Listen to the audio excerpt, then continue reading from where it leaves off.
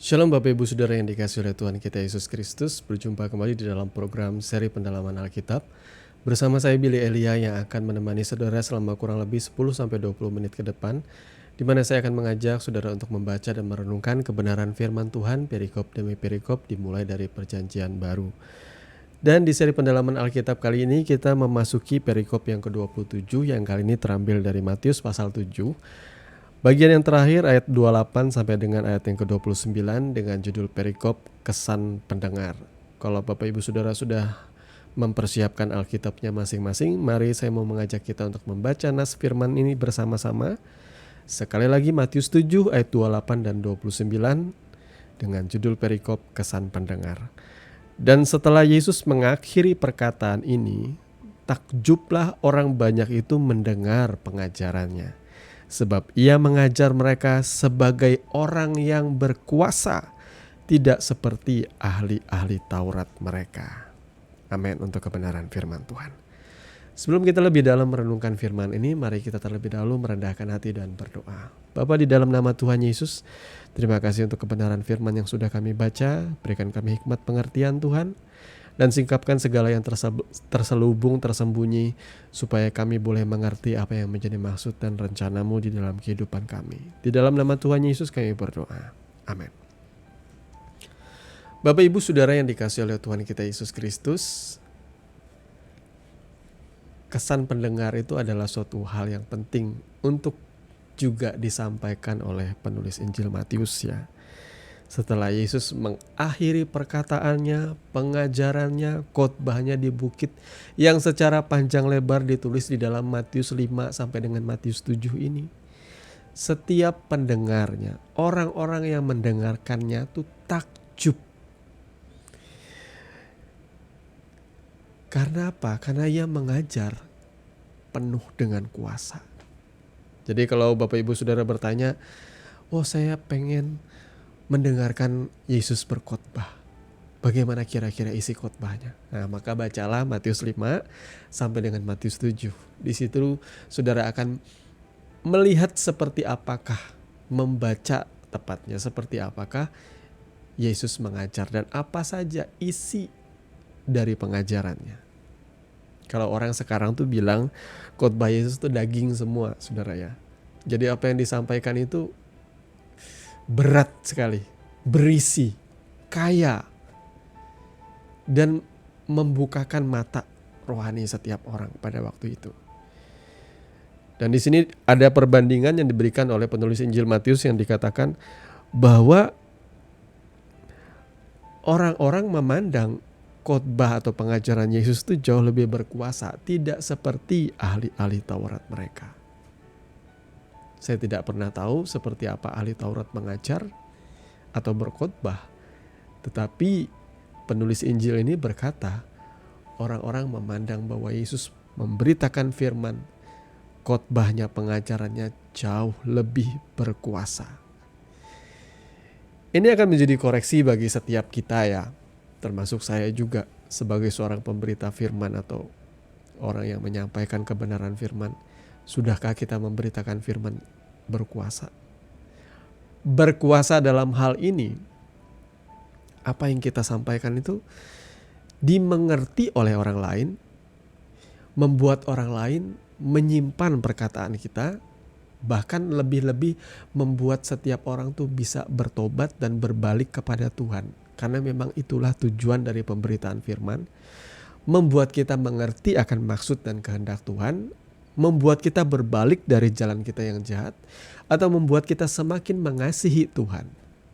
Kita diingatkan tentang komitmen kita diingatkan tentang kesetiaan kita di dalam mengikuti Tuhan. Dan kita diajar untuk mengerti apa yang harus kita lakukan, apa yang menyenangkan Tuhan, apa yang berkenan di hadapan Tuhan. Mari Bapak Ibu Saudara, saudara yang sebagai seorang pemberita firman, saudara pengajar, saudara pengkhotbah di gereja, sudahkah saudara menyampaikan kebenaran firman dengan penuh kuasa seperti yang dilakukan oleh Yesus? Kalau ada jemaat saudara yang kalau mendengarkan saudara berkhotbah dan mereka komplain atau mereka banyak yang tertidur di gereja, Memang itu tidak bisa sepenuhnya disalahkan kepada pendeta atau pengajarnya ya. Tapi itu juga bisa jadi masukan bagi kita ya. Kalau kita terbuka atas masukan-masukan seperti itu, sudahkah kita menyampaikan firman Tuhan yang berkuasa, yang artinya mengena di dalam kehidupan jemaat, yang tidak hanya sekedar teori atau kita menggunakan bahasa-bahasa yang terlalu tinggi, bahasa-bahasa teologis yang orang sukar mengerti. Karena di situ kebanyakan kalau orang ngomong dengan menggunakan istilah-istilah yang sukar dipahami, sebenarnya dia pengen menunjukkan bahwa dirinya adalah seorang yang berpendidikan, dirinya adalah seorang yang punya pemahaman teologi yang tinggi, sehingga dia lupa bahwa tujuan khotbah itu bukan untuk penonjolan diri kita. Tujuan saudara menyampaikan firman itu bukan untuk menunjukkan bahwa ini loh levelku, ini loh aku ini pintar, ini loh aku ini berpendidikan teologi yang tinggi. Tujuan kita menyampaikan kebenaran firman justru harusnya kita bisa menyampaikan dan menyederhanakan sesuatu yang rumit jadi mudah dimengerti, mudah diaplikasikan. Seharusnya seperti itu. Lihat, kira-kira pendengar Yesus apakah cuma ahli Taurat, orang-orang Farisi, orang-orang Saduki? Tidak. Semua level kehidupan, semua kasta masyarakat ada di sana yang mendengarkan berita firman yang disampaikan oleh Yesus, dan mereka semua takjub akan apa yang ia sampaikan. Jadi semuanya mengena di dalam setiap lini-lini kehidupan masyarakat di waktu itu, dan sudah seharusnya kita seperti itu. Saya kadang bahkan heran ya, banyak orang-orang yang sekolah teologi ya, bukan berarti saya katakan itu salah ya, S1, S2, S3, tetapi khotbahnya kok, pengajarannya kok seperti tidak mewakili apa yang sudah dia kecap, apa yang sudah ia terima di sekolah teologi ya. Banyak orang-orang yang doktor atau menyematkan nama di belakang namanya tuh titel magister teologi atau doktor teologi. Tapi kok kenapa saya bingung, khotbahnya kok kurang berbobot ya? Mungkin gimana ya? Harusnya kalau orang yang suka atau rajin belajar kebenaran firman Tuhan, dia akan punya satu wawasan, bisa menguliti kebenaran itu dengan lebih mendalam. Atau cuma orang sekolah teologi itu cuma pengen cari gelar aja ya. Ini teguran bagi kita saudara ya, para pengajar-pengajar firman Tuhan. Apakah saudara belajar teologi hanya pengen supaya dapat titel semata, atau saudara memang benar-benar punya kerinduan untuk menyampaikan kebenaran firman secara sederhana supaya setiap orang semakin mengasihi dan mencintai Tuhan? Mari kita koreksi hati kita ya. Saya tidak menghakimi saudara, tetapi mari biarlah ini menjadi teguran bagi setiap kita, pengajar-pengajar firman, supaya kita boleh menyampaikan kebenaran firman yang penuh dengan kuasa. Mari tinggalkan mimbar-mimbar yang di dalamnya berisi kesaksian tentang persepuluhan. Saya memberi persepuluhan, lalu tiba-tiba datang orang yang ngasih sekian puluh juta, sekian ratus juta. Mari, jangan biarkan mimbar saudara penuh dengan kebohongan hanya untuk mencari keuntungan. Jangan biarkan mimbar saudara diisi dengan khotbah-khotbah yang bersumber kepada rasa rakus akan kekayaan. Mimbar itu harusnya berisi pengajaran yang seperti saudara baca di dalam Matius 5-7 itu.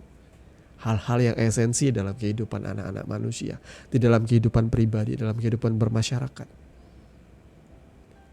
Yang mengena di dalam batin, yang membuat orang bertobat. Bukan membuat orang mengejar-ngejar kekayaan atau mengajarkan formula-formula doa yang pasti dijawab oleh Tuhan. Hidup ini tidak lepas dari yang namanya penderitaan. Maka Tuhan berkata, bersyukur kalau engkau dibawa ke dalam penderitaan, karena itu adalah ujian untuk imanmu. Jangan cari atau berikan jalan-jalan instan kepada orang yang membuat orang berdoa 3-5 kali sehari, memohon berkat.